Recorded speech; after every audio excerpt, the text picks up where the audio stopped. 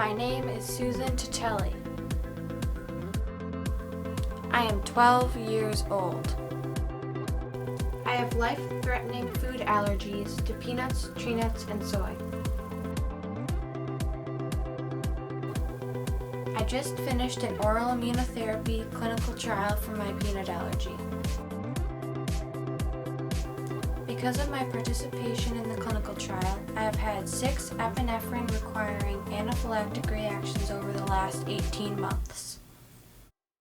I self-administered my epinephrine 5 of those times.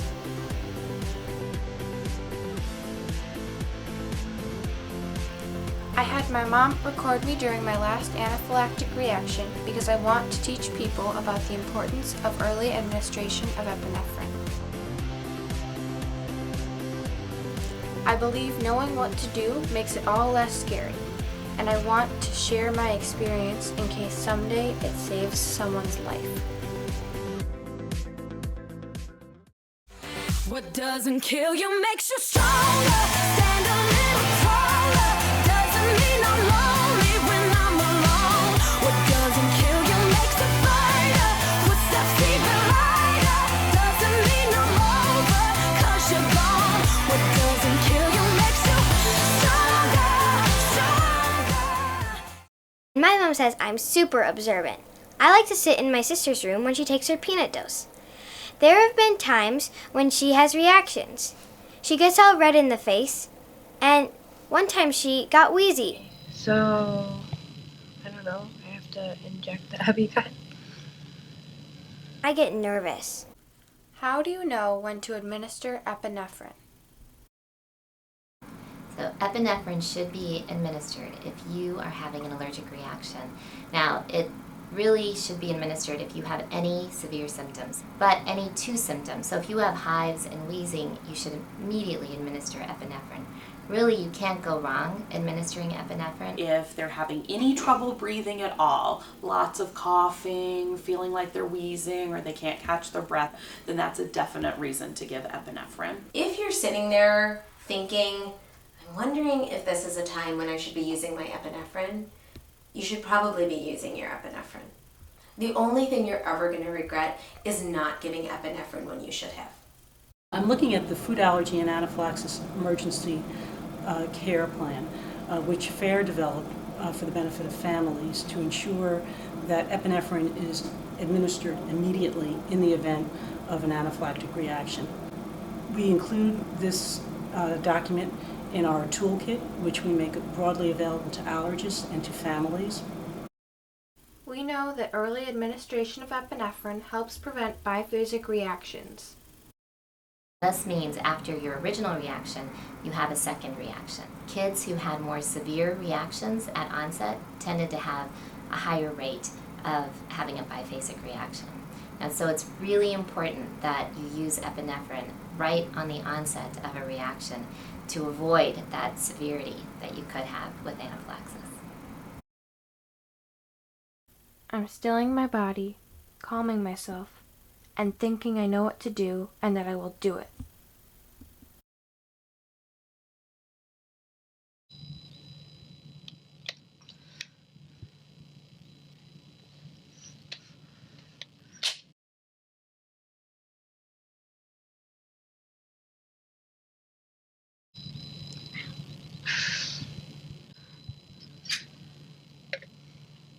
So what are you gonna do now? You have to, massage the area. It is so hard to let precious seconds tick by, but empowering Susan to self-administer is an incredible gift. I already feel better. Actually, yeah. What was going on before you injected that EpiPen? I felt hot and my nose was runny. Well, not really runny, it's just stuffed. A little hard to breathe. So, how did I do? you did have some anxiety about giving it to yourself. It wasn't something that you just easily did. You had to think through it a little bit. The recommendations I would make if, I was giving you tips would be, it's helpful, I think, for anyone, including parents that are injecting it to their children or people injecting it to themselves, to count out loud for the 10 seconds, because then I think that it helps you know that you're counting, you're using the appropriate time and making sure that the injection is complete. In May 2016, the U.S. Food and Drug Administration updated the patient instructions for EpiPens. The injection hold time was reduced from 10 seconds to 3 seconds. Even if you have some hesitation during the process, even if you don't have the absolute perfect technique, all that matters very little. You're going to take the hand that you're going to be injecting with, put it in your palm, put your thumb in the center, and wrap your fingers around your thumb. This is going to prevent you from accidentally putting your thumb over where the safety should be, which is one of the errors that Susan had initially made when she was starting to self-administer. Remember, always count to 3 out loud. 1, 2, 3.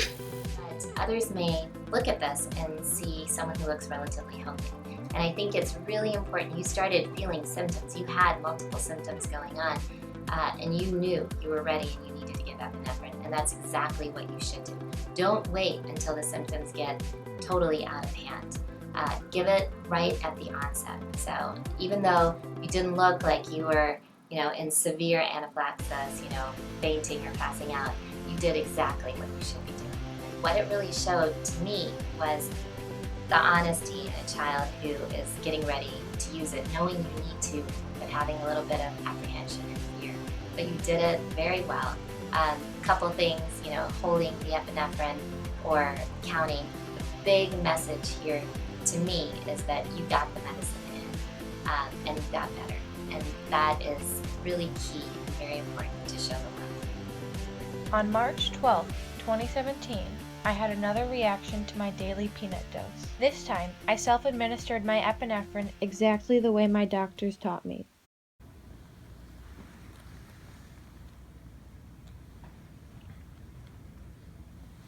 Right here. 1, 2, 3. And what was going on? I felt sort of like hot, and I had some itchy hives, and it felt a little bit like tight to breathe. And your face is red. Yeah, my face is red. I have some hives on like my neck and back. And so what are you going to do now? I'm going to lay down with my feet up. After administering epinephrine, massage the injection site, take Benadryl, and always call 911. I believe continuing to share my experiences will help others feel more confident about administering epinephrine. What doesn't kill you makes you stronger.